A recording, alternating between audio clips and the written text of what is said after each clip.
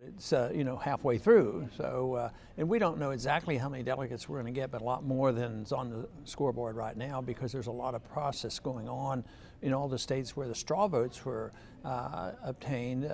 We have a lot of energy on people who are very much engaged in becoming delegates. So I think it's a couple of months before we know exactly how these numbers will play out. There's a chance that this could go to the convention and things could be decided there too.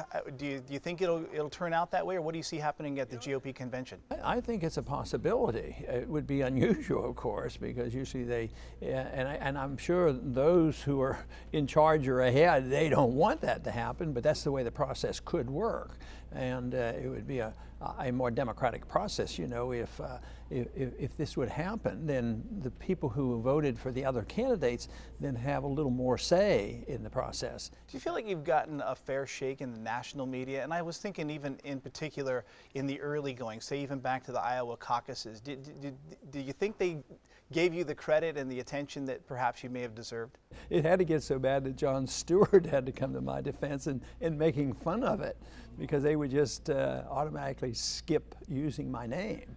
And then, of course, there was the big debate early on before they knew who the head, the front runner was, and they gave me a total of 89 seconds out of 2 hours. So that became pretty obvious that the message wasn't to be heard. You're the oldest candidate out there, a senior member of Congress, and yet you resonate with so many young people. In fact, in California, you're touring universities, Chico State, UCLA, Cal Berkeley. Why is it that you resonate so well with this younger group of people? The most common answer I get is, well, you're the only one that's telling the truth.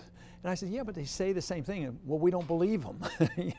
So there's this attitude that I'm trying to tell them exactly what's wrong and what can be done. Even though I have a dire message about how bad things are, the students, young and with open minds, they come away being very optimistic, because they at least say, well, you're telling us the truth and you give us the things that we can do and how we can change things. Personal liberty, mind your own business, take care of yourself, make your own decisions. They don't like the wars that are going on. They don't like the idea of inheriting this debt. That's one big thing they don't like. A big issue here in the Bay Area right now is medical marijuana, legalizing marijuana, and I know you're going to be talking to folks in Berkeley, and it's a big issue there right now.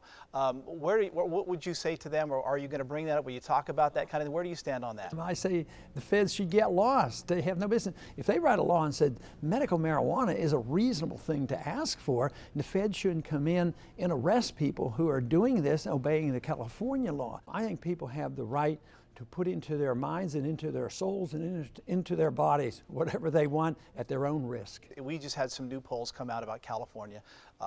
Perhaps less than 35% of Californians are registered Republicans now. It seems that 2/3 of the people are Democrats. How do you change that, or is there a way to change that? How does the GOP party reconnect, or can it? I think they could if they look at the campaign we're running and the people who support me, because a lot of them used to be Obama supporters. And you can't say that about any other Republican because of this civil liberty issues, this personal liberty and anti-war. And the Republicans, I think, are digging a hole for themselves. They don't want, they complain about Obama not fighting enough wars, and they want to be more engaged. And young people don't want the wars to continue nor to pay for them. So I think the only way you can appeal to a broader base is to change his message a little bit. And I think the old message, even the old message of being fiscal conservatives, they've lost all credibility. Ron Paul, thank you so much for your time. I appreciate it. You're welcome. Thank you.